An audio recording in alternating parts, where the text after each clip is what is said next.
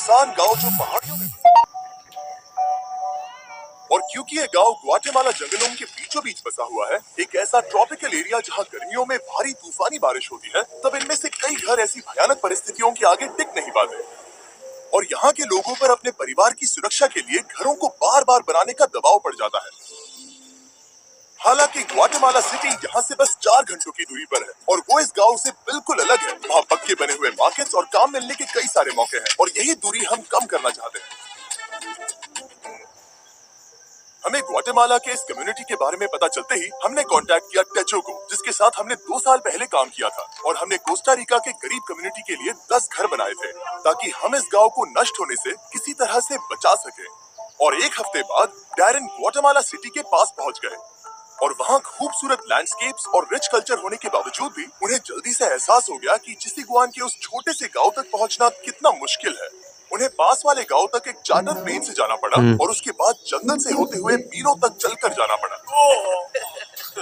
एक ऐसी कसरत जो इन्हें पैसे कमाने के लिए हर रोज करनी पड़ती है। वहां पहुंचने पर डैरेन की मुलाकात हुई एल्बर्टो से, 8 बच्चों के पिता जो अपनी पत्नी मरिया के साथ उनकी देखभाल करते हैं। उन्हें सबसे करीबी सिटी तक पहुंचकर फैब्रिक बेचने के लिए घंटों सफर करना पड़ता है, जिसके लिए सिर्फ $2 मिलते हैं। मतलब उनके परिवार के हर एक सदस्य को हर हफ्ते लगभग $1 में जीना पड़ता है। और इतना ही नहीं, परिवार में सभी को एक ही बेडरूम शेयर करना पड़ता है।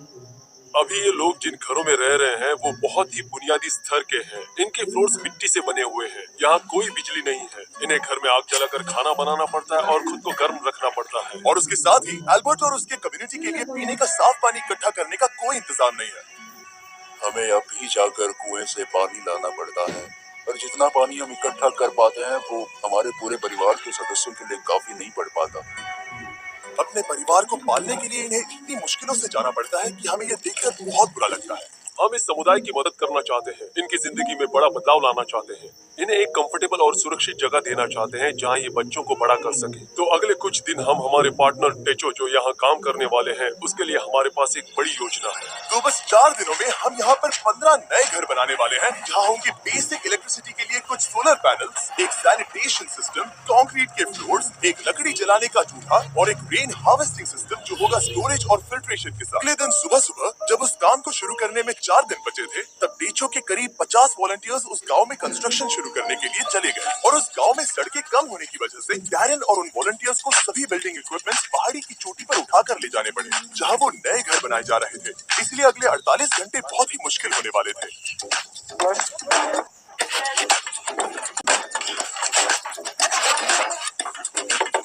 वही दिनों में उन्होंने घर के कंस्ट्रक्शंस बनाने पूरे कर लिए थे। हालांकि बचे हुए सिर्फ 48 घंटों में अब भी उनके वाटर कलेक्शन,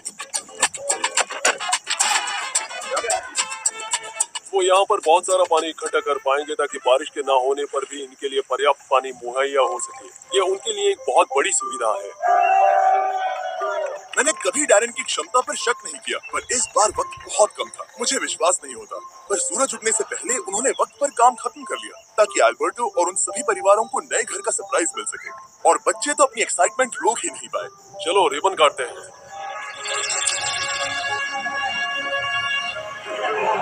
हम तुरंत ही देख पा रहे थे कि ये समुदाय कितना खुश था। उनके चेहरे पर की वो हंसी, उनकी आवाज में एक्साइटमेंट, वो एक बेहद खूबसूरत अनुभव था। वो जिस तरह से शुक्रिया कर रहे थे वो मुझे हमने किए काम से बहुत बड़ा लग रहा था। अब उनके पास और ज्यादा पैसे कमाने के लिए बहुत सारे मौके होंगे क्योंकि अब उन्हें बारिश के बाद घर को मेंटेन करने के लिए कम वक्त लगाना होगा और टेचो के बनाए हुए नए रोड से उन्हें पास की कम्युनिटी में आना जाना आसान हो जाएगा। अब बिजली के होते उनके बच्चों को रात में पढ़ने में बहुत आसानी होगी। ये नए चूल्ही फंक्शनल गांव बन जाएगा जहां पास में बसी हुई सिटी के लोगों जितने ही काम होंगे। तो एल्बर्टो और उसके परिवार को अब कभी भी उस जोखिम भरे रास्ते से जाने की जरूरत नहीं पड़ेगी। हम इस सब के लिए बहुत खुश हैं। मेरी बीवी और सभी बच्चे भी इसे लेकर बहुत खुश हैं और मैं भी बहुत खुश हूँ। और इसके बाद भी हमारे पास इस कम्युनिटी के लिए और एक सरप्राइज है बनकर। वो 15 घर बनाने के बाद हम यहाँ पर एक कम्युनिटी सेंटर भी बना रहे हैं जो कि स्कूल के लिए कुछ एडिशनल क्लासरूम्स जैसा होगा। अभी उस स्कूल में सिर्फ 2 क्लासरूम्स हैं। यहाँ की औरतें उसे ट्रेनिंग और वर्कशॉप्स की तरह इस्तेमाल करेंगी ताकि वो नई स्किल सीखकर जॉब के नए रास्ते ढूंढ सके। इस गांव के लोगों ने हमारे लिए अपने घरों को खुला कर दिया, अपने दिलों को खुला किया और साथ ही में अपने समुदाय को भी खुला किया और उसका हमें इस समुदाय में रहकर एहसास हुआ। इस वीडियो के लिए आपका सपोर्ट मायने रखता है। उम्मीद है आपको मजा आया होगा। हमेशा की तरह आप सभी की आंखें इस वीडियो को देखकर लोगों की मदद करती हैं, पर आपकी उंगलियां भी मदद कर सकती हैं। वो सब्सक्राइब बटन को दबाकर तो जल्दी दबाइए और कमेंट्स में हमें बताइए। और जो भी सब्सक्राइब नहीं करेगा उन पर गुस्सा करिएगा। गुस्सा करिए लेकिन प्यार से, क्योंकि हमें पॉजिटिविटी पसंद है। पर हाँ, उन सबसे सब्सक्राइब जरूर करवाइए। बाय। एना की प्यार भरी याद में हमें सपोर्ट करने के लिए शुक्रिया।